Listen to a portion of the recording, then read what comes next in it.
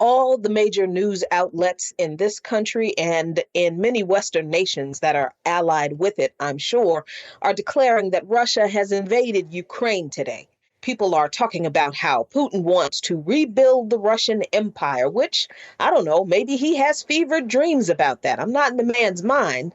But even worse, people are declaring that Russia is acting as Hitler did when he invaded Poland, and on about how Russia has started this war to reclaim their lost glory of an empire. We've been talking for weeks and will continue to talk about how that is absolutely not true. Russia has not started anything in Ukraine. The US and NATO, the military arm of the pan-European hegemony and imperialism, and their allies are the provocateurs in this conflict and always have been.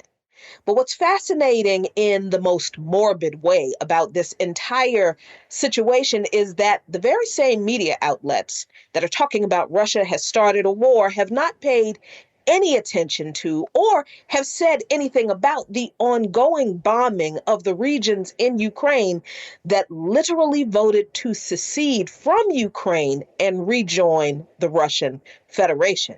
Yes, after the US-backed coup took place in Ukraine in February 2014, authorities in Crimea and the city of Sevastopol held a referendum on reuniting with Russia, which most voters supported. 96.7% of those who voted in Crimea and 95.6% of those who voted in the city of Sevastopol voted to break away from Ukraine and reunite with Russia. And if you're wondering about what voter turnout was like for this referendum, it was over 80%.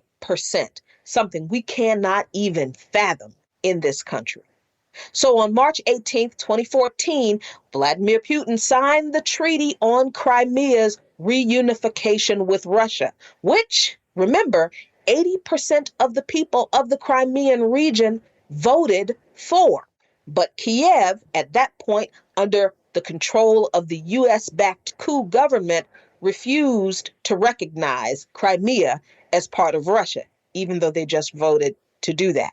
In fact, President Obama said that the Crimean referendum violated the Ukrainian constitution and that it occurred under duress of Russian military intervention, and that he wouldn't recognize the referendum and neither would the international community.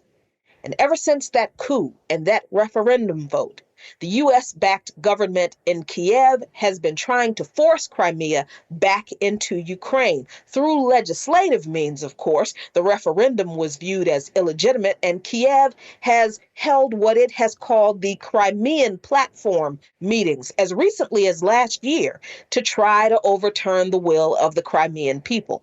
Sergei Lavrov, the Russian foreign minister, said in August 2021 that, quote, another coven will take place in a week, the Crimean Platform meeting, where the West will continue to foster the neo-Nazi and racist attitudes of the current Ukrainian authorities, end quote.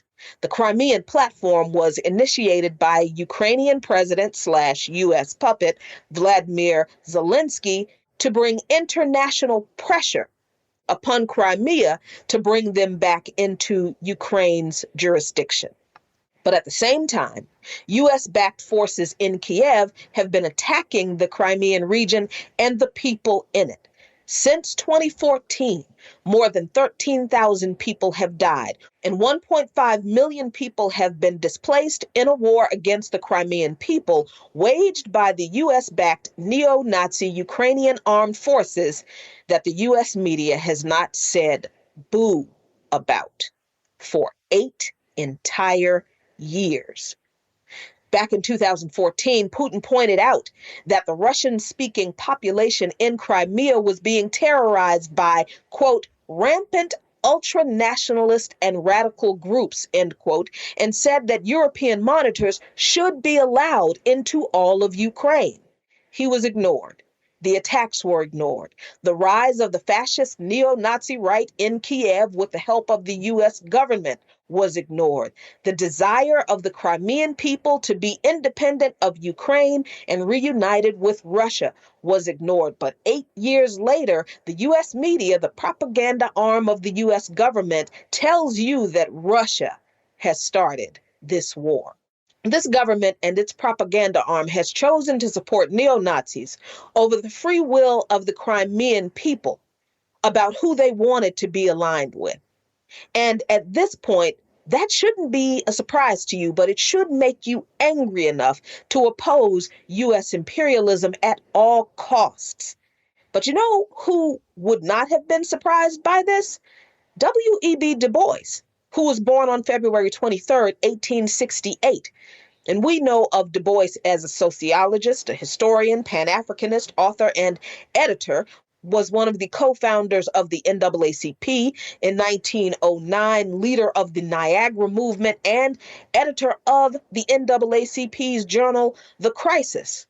But Du Bois was a staunch anti-war advocate. He did not do as we do, celebrate murderous presidents. No, he compared President Truman to Hitler, calling Truman one of the greatest killers of our day. In the 1950s, fearing another Hiroshima in Korea, Du Bois led the effort in the Black community to eliminate nuclear weapons with the Ban the Bomb petition. Listen, none of us are free until all of us are free from imperialist war. And Du Bois understood that, and the fact that the U.S. acts more like Hitler than any other leader ever could, probably. And we had better get clear on that right now, or we are all doomed. Follow Lukman Nation on patreon.com/LukmanNation for lots of great content.